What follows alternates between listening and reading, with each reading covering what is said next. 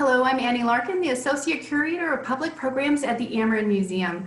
I am pleased to provide an interview today with two of Amerind's virtual Autumn Fest artists, Troy Sice and Ray Tsalate. Troy and Ray will be giving a free online salon art and sale. Registration information can be found in the events section of Amerind's website or Facebook page. Troy Sice is a multi-award-winning Zuni artist with a wide array of indigenous and whimsical works of art. Troy is a self-taught visionary, best known for his style of original hand-carved elk antler showpieces with elaborate inlay and his execution for detail. His work pushes the boundaries between traditional and contemporary Zuni fetishes, fetish jewelry, and sculpture. Ray Tsalate has emerged a multi-award-winning artist in his own right.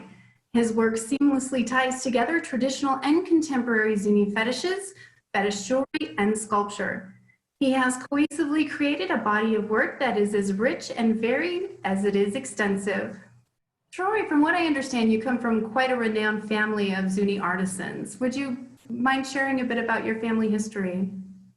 Yes, my grandfather started his bird fetish necklaces, his famous bird fetish necklaces. He used to make small little tiny birds, maybe about 1 inch big.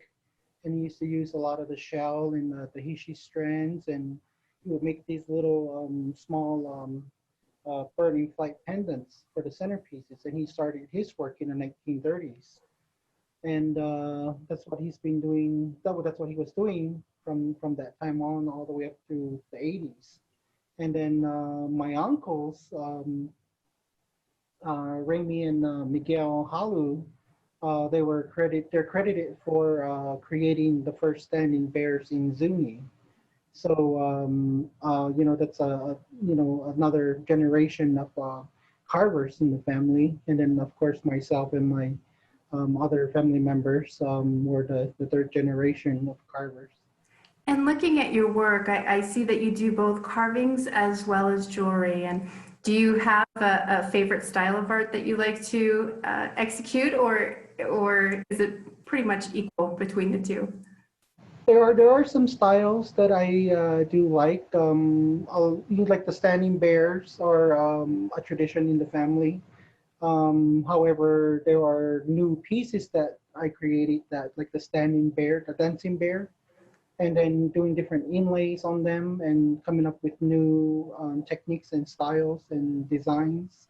Those are the exciting ones. So it's not really quite a favorite that I have because we're always coming up with new and different ideas. And So they're absolutely spectacular. And not only your work, Troy, but also Ray's work is featured on the website.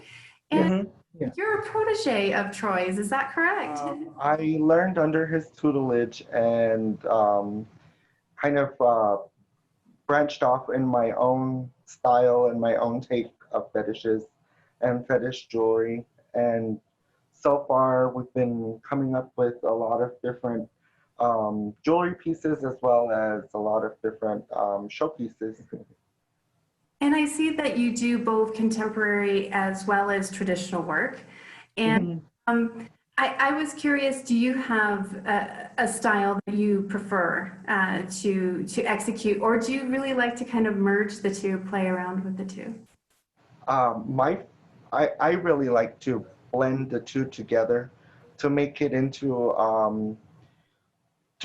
like a whole new piece, because you're taking the traditional aspect of a fetish and then you're adding the contemporary workmanship on it, and when it ties together, it creates, I guess, like a new category that we should name.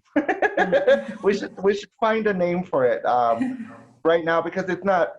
There's the contemporary and then there's the traditional side, and when it's mashed up together, it creates a whole new genre. And how many years have you been making art, Ray? I started in 2009. I was vying for the Wolfus Fellowship at the Wheelwright Museum, and that was also the same year that I did Indian Market. And I've been working for now 10 years on fetishes and fetish jewelry, and we've had the great opportunity of meeting some of our clientele who buy our award pieces, and my best take on that is seeing them walking away smiling and kind of feeling a little bit fulfilled, if that's the right word to say. I think it's fantastic when you're able to provide happiness to someone through something that you've created.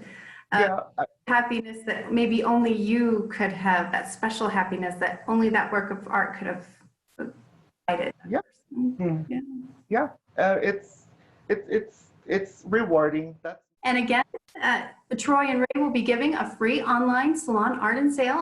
Registration information can be found in the event section of Amerind's website or Facebook page. Thank you so much, gentlemen. Have a great day. Thank you for having us.